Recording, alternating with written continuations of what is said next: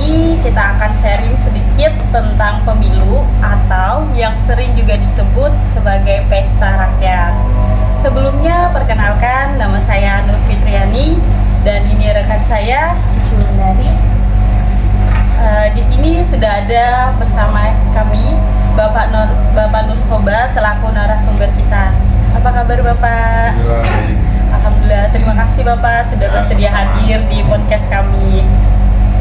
Baik, untuk mempersingkat waktu, silakan kepada teman-teman untuk bertanya. Nah, jadi untuk pertanyaan pertama dari saya sendiri, untuk pemilu nanti kita akan memilih anggota legislatif seperti anggota DPR, DPRD, dan DPD. Dari sekian banyak anggota tersebut, menurut Bapak, bagaimana cara masyarakat untuk mengetahui pribadi mereka masing-masing? Ya, yang pertama saya berharap para mahasiswa juga membantu masyarakat untuk diedukasi agar masyarakat itu mengerti siapa calon calonnya. Yang kedua, diberikan informasi secara utuh bahwa pemilu ini adalah bagian dari sejarah, ya, sejarah kebaikan bangsa 5 tahun sekali akan memilih calon-calonnya maupun pemimpin-pemimpinnya. Yang ketiga, dengan seperti ini maka mahasiswa berarti sudah berpartisipasi, karena sekarang ini kan pemilih mayoritas itu dari 204 juta penduduk Indonesia yang memilih, maksudnya itu 52%-nya itu apa namanya para pemuda dan mahasiswa. Nah, harapan saya usia produktif seperti Anda 17 sampai 35 tahun inilah yang menjadi penggerak apa namanya kompas bangsa. Itu harapan saya. Kalau misalkan menurut Bapak, gimana tentang remaja-remaja sekarang yang tidak terlalu ikut gitu, Pak? Itu gimana menurut Bapak? Ya, saya kira tetap kita harus melakukan sosialisasi. Ini salah satu cara podcast ini kan mensosialisasikan.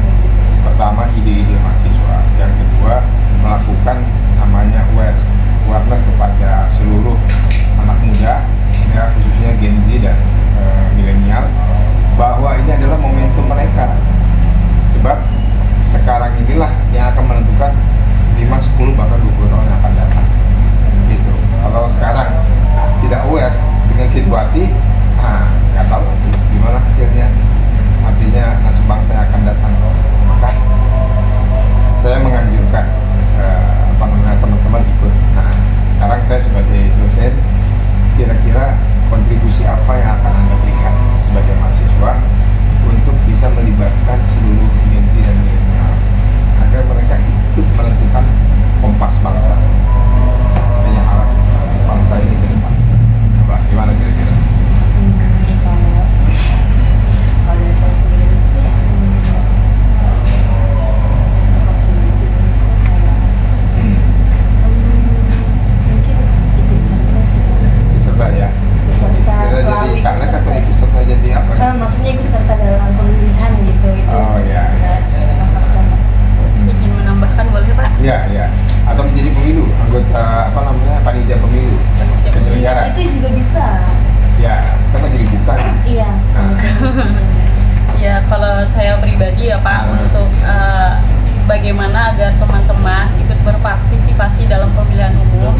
Yang pertama, kita harus memberikan mereka kesadaran bahwasanya untuk kedepannya itu tuh ditentukan sekarang. Ya. Nah, jadi kalau misalkan kita ibaratnya tuh kalau misalkan semua orang baik tidak mau memilih dan sisa orang yang tidak baik untuk memilih, terus bagaimana masa depan bangsa kita gitu. Ya.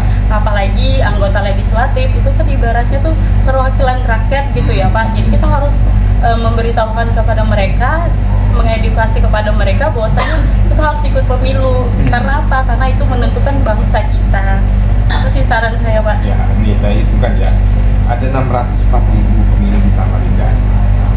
Dia akan diwakili oleh 45 dewan, 45 anggota. Itu di Samarinda. Di Samarinda aja nih. Iya. Kita bicara Samarinda. Itu dewannya sudah DPR, DPRD atau DPRD Samarinda. baru DPRD ya Pak? 640.000 ini dengan jumlah kursi 45 berarti satu orang akan mewakili suara sekitar 13.400, ya kan? Nah kira-kira nanti Anda akan terwakili atau enggak itu? Nah itu pertanyaannya kan. Artinya kalau salah dalam menentukan, ya, atau Anda enggak saya buat aja lah, serah aja siapa aja. Nah, Jangan. gitu, ya. Dari golput. Nah, gitu. Izin bertanya lagi boleh Pak? Oke, boleh. Silakan. Jumlah pemilih ke dalam negeri itu kan Pak kurang lebih untuk seluruhnya itu sekitar 203 juta orang. Nah, dalam pemilu mendatang yaitu 14 Februari kita akan memilih capres, cawapres, dan 5 anggota legislatif lainnya. Tentunya itu bukan waktu yang singkat. Satu orang harus memilih sekitar 6 surat suara. Nah, menurut Bapak, bagaimana caranya agar proses pelaksanaan pemilu itu mulai dari pemilihan sampai perhitungan suara berlangsung singkat dan efektif? Ini KPU sudah membuat sistem salah satunya sistem informasi. Saya sudah 5 kali ikut pemilu dari tahun 99, dari mulai manual sampai menggunakan sistem informasi. Kalau versi kita kan orang IT, sistem informasi itu paling bagus kan. Iya, walaupun benar. memang ada potensi namanya human error, ya kan? Salah ketik karena kecapean atau Iya. salah satunya sekarang sudah diminimalisir dengan, kalau dulu satu TPS itu 600 Banyak mini, banget kan Pak. mini ya, dan itu ada 4 DPD RI, DPR RI, provinsi sama kota kabupaten.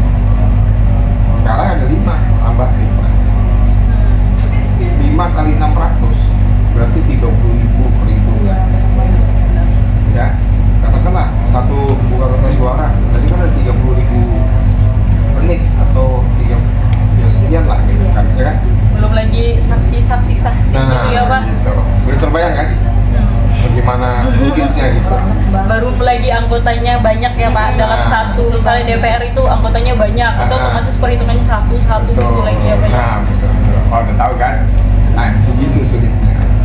Nah, sekarang dibatasi cuma 300 maksimum. Berarti diperbanyak TPS-nya ya Pak.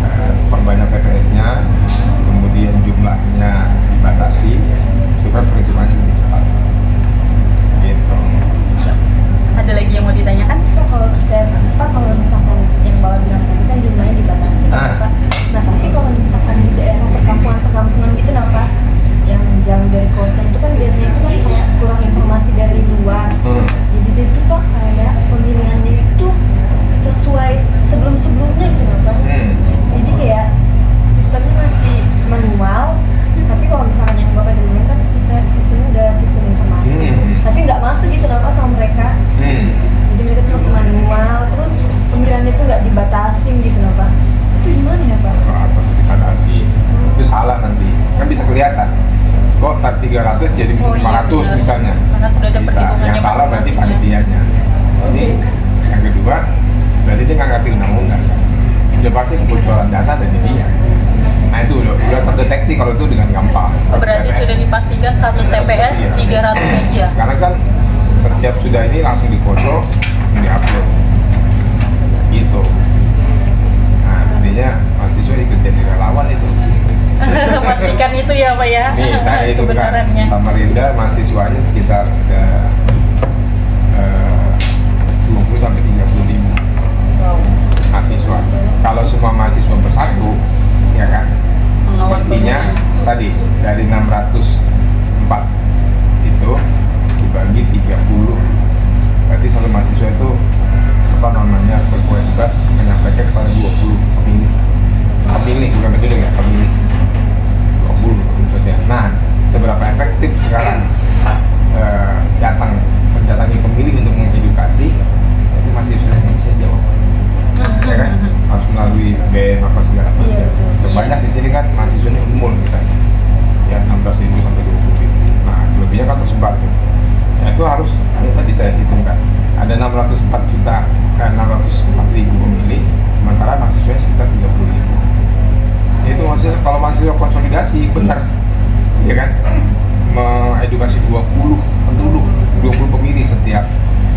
setiap orang di Samarinda itu paling nggak meminimalisir bahwa pemilu tidak berkualitas, ya kan? Nah, itu. Saya usul begitu loh, mahasiswa. Amin, semoga terlaksana Pak. Masih ada 60 hari. Siapa tahu kan nonton podcast ini kan langsung, itu. ya Oke, ini ya. bener nih harus diikuti nih. Itu saya hitungkan loh, 604.000 penduduk pemilih di Samarinda dengan jumlah plus minus 30.000 mahasiswa Samarinda. Jadi Ya satu kan? mahasiswa 20 pemilih. 20 pemilih kan? Nah, ya kan kira-kira begitu. Gitu. Dicatat ya teman-teman ya. Oke, cukup tentang pemilu Cukup Pak. atau masih ada lagi? Cukup sih Pak. Oke, Cukup. nah, dulu ya. Oke, baik teman-teman, sekian dari kami. Terima kasih sudah menyaksikan podcast kami.